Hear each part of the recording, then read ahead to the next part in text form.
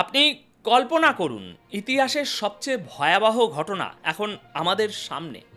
Israel গাজায় হামলা করে সমস্ত চুক্তি লঙ্ঘন করেছে। সুতরাং এবার মামলা গ্রেটার ইসরায়েলের দিকেই যাচ্ছে। এখন পুরো বিষয়টি শুধুমাত্র বৃহত্তর ইসরায়েল তৈরির দিকেই এগিয়ে চলেছে। তাই সবার আগে প্রশ্ন তো তাদের করা উচিত যারা এই চুক্তিগুলো করিয়েছিল। দেখুন, একটা কথা তো সবাই আগে থেকেই জানতো যে ইসরায়েল এই চুক্তি ভাঙবেই। তাদের হামলা করারই ছিল, পুরোটাই ছিল একটা ধোঁকা, আর এটাই হওয়ার ছিল। এটা একটা পরিকল্পিত প্রতারণা ছিল।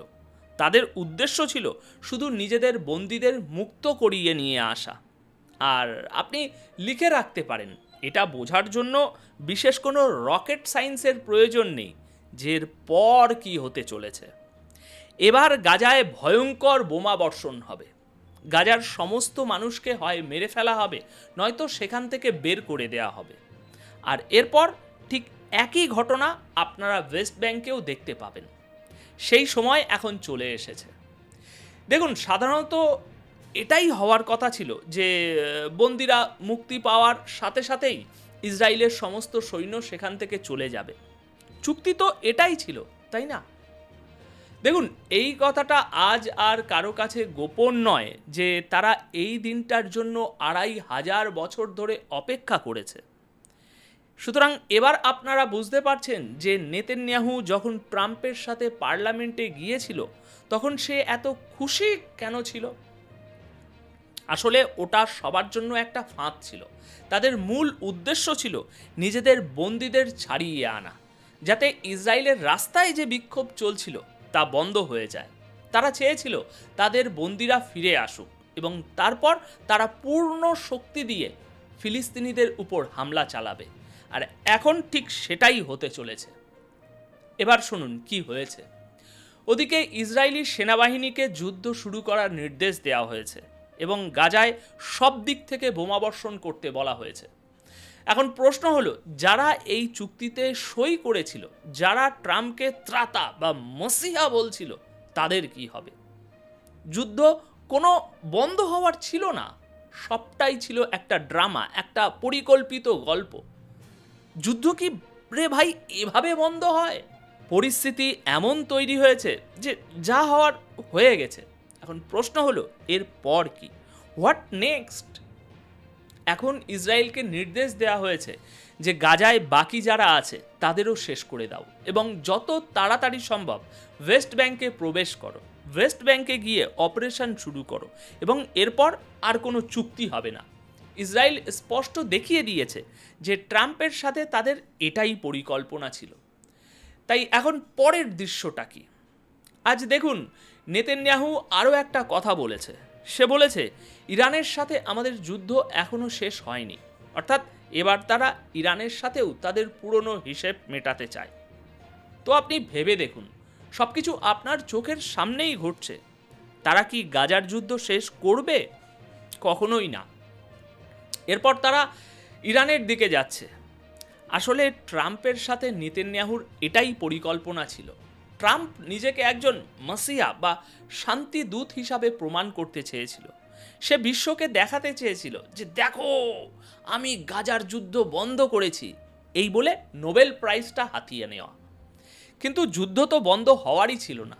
এটা ছিল একটা সাময়িক ধোঁকা যা এখন শেষ হয়েছে। যুদ্ধবিরতি হলো, বন্দি বিনিময় হলো, আর এর ফলে ইসরায়েলের রাস্তায় অন্তত বন্দি মুক্তির জন্য যে বিক্ষোভ চলছিল সেটা এখন আর হবে না। কারণ তাদের বন্দীদের বিষয়টা এখন পুরোপুরি মামলাটা সেটেল হয়ে গেছে, পরিষ্কার হয়ে গেছে। দেখুন, একটা সাধারণ বিষয় বোঝার চেষ্টা করুন। ইসরায়েলি রিয়েল এস্টেট কোম্পানিগুলো এবং ডেভেলপাররা ইতিমধ্যেই গাজার সমুদ্র তটের জমি বুকিং করে ফেলেছে, এমনকি বিক্রিও করে দিয়েছে। আপনি কি জানেন তারা সেখানে তাদের সৈন্য এবং অন্যদের জন্য স্কাই ভিলা তৈরি করছে? তারা ইতিমধ্যেই জমি বিক্রি শুরু করে দিয়েছে। এবার আপনি বলুন, যারা এই জমি কিনেছে বা কিনবে তারা কারা? তারা বিদেশের বাসিন্দা, যাদের বেশিরভাগই ইসরায়েলের সাথে সম্পর্কও আছে। তারা সবাই জানে যে ইসরায়েল যখন গাজার জমিও বরাদ্দ করে দিয়েছে, তখন কি হতে চলেছে? সব কিছুই পরিকল্পনা মাফিক হচ্ছে। বিলিয়ন বিলিয়ন ডলারের খেলা চলছে এখানে, যা আমি আপনি আমাদের মতো সাধারণ মানুষেরা বুঝতে পারছি না।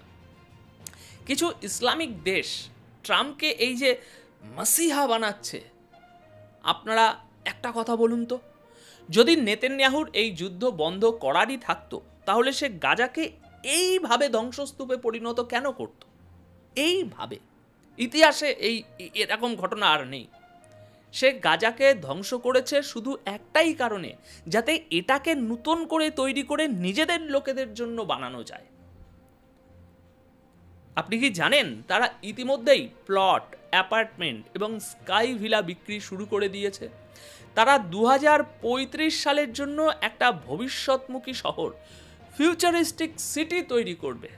তারা 2035 সালের মধ্যে গাজাকে এমন একটা শহরে পরিণত করতে চায় যা হবে হজরত সুলেমান বা হজরত দাউদের সময়ের শহরের মতো, একটা অত্যাধুনিক শহর যেখানে কৃত্রিম বুদ্ধিমত্তা, আর্টিফিশিয়াল ইন্টেলিজেন্স থাকবে, আকাশে গাড়ি চলবে, আরও কত কি যা তারা এখনও জানায়নি। এটাই তাদের আসল পরিকল্পনা। যদি তারা গাজাকে ধ্বংস না করত, তাহলে কি এটা সম্ভব ছিল?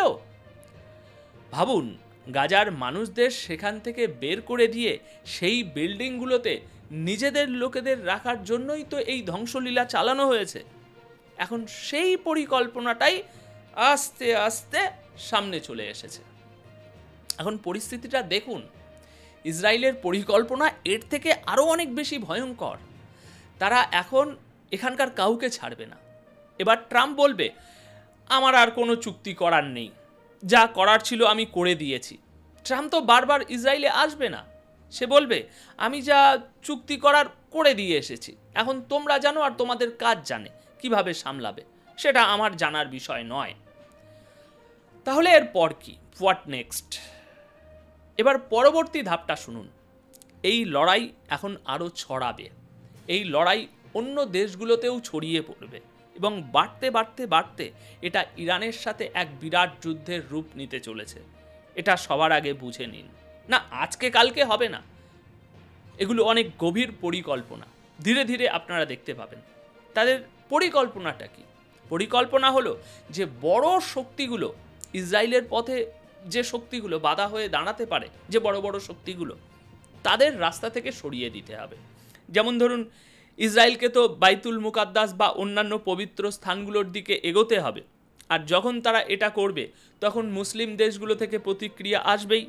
তাই যে যে বড় দেশগুলো পাল্টা আক্রমণ করতে পারে তাদেরকেই আগে শেষ করতে হবে। কোনো দেশে হয়তো সরকার ফেলে দেওয়া রিজিম চেঞ্জ অপারেশন চালানো হবে, কোনো দেশকে ধ্বংস করা হবে, কোনো দেশে আবার অন্য কিছু করা হবে।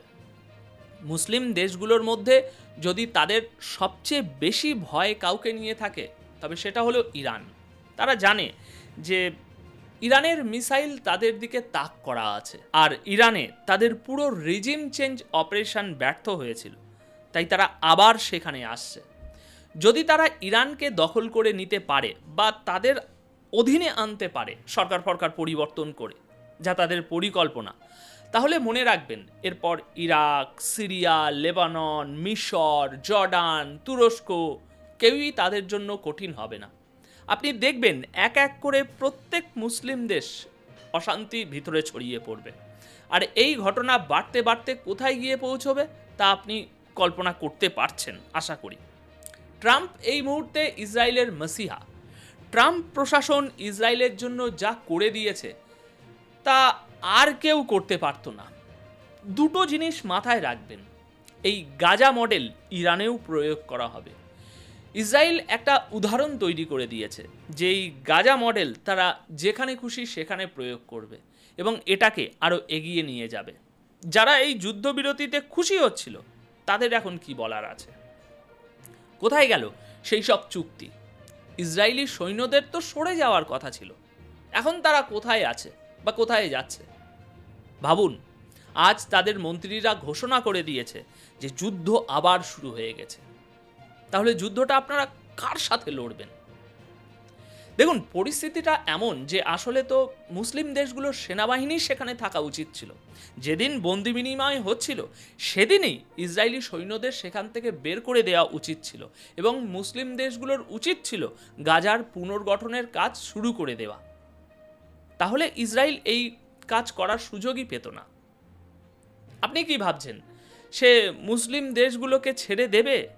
সে গ্রেটার ইসরায়েল বানিয়েই ছাড়বে। কাতারের আমির সম্প্রতি জাতিসংঘে তার ভাষণে বলেছিলেন যে ইসরায়েল গ্রেটার ইসরায়েল তৈরি করতে চলেছে। কিন্তু বলুন, এরপর কটা মুসলিম দেশ এই বিষয়ে নিজেদের সামনে এনেছে, মিডিয়ায় বড় করে কোনো প্রোগ্রাম করেছে? কেউ করেনি। শুধুমাত্র কাতারের আমির এই কথাটা বলেছিলেন। আর কিছু দেশ তো এখন আবার ওই গ্রেটার ইসরায়েলের মেন কালপিট ট্রাম্প, তাকে তো একেবারে মাথায় তুলে মাসিয়া বানিয়ে দিয়েছে, নোবেল পুরস্কার দেওয়ার কথা বলছে এই ট্রাম্পকে। এই মুসলিম দেশগুলোই, কিছু মুসলিম দেশের কথা বলছে। দেখুন, এই মুহূর্তে আসল বিষয়টা হলো চুক্তি টুক্তি ওসব ভুলে যান। ইসরায়েল গাজা বা ওয়েস্ট ব্যাংক কাউকেই ছাড়বে না, তারা পুরো ফিলিস্তিন দখল করে নেবে। এখন প্রশ্ন হলো, মুসলিম দেশগুলোর সেনাবাহিনী, মিসাইল আর বিমান বাহিনী কী করবে? হয় তারা সরাসরি ঘোষণা করে দিক, ভাই ইসরায়েলের বিরুদ্ধে আমাদের পক্ষে কিছুই করা সম্ভব নয়, অথবা সেখানে গিয়ে যুদ্ধ করুক। এই শুধু নিন্দা করা, ভাষণ দেওয়া, এসব দিয়ে এখন আর কিছুই হবে না। এই ভুল ধারণায় আপনারা থাকবেন না। নেতানিয়াহু গ্রেটার ইসরায়েল বানাতে এসেছে এবং সেই সমস্ত দেশগুলোর আজ চিন্তা করা উচিত যারা গ্রেটার ইসরায়েল নকশার মধ্যে পড়ে। সুতরাং এই ঘটনা এখানে থামবে না, আর এই পরিস্থিতি থামার কোনো লক্ষণও দেখা যাচ্ছে না। আর এটাই হলো কারণ যে ধ্বংসলীলা এই পর্যায়ে পৌঁছেছে।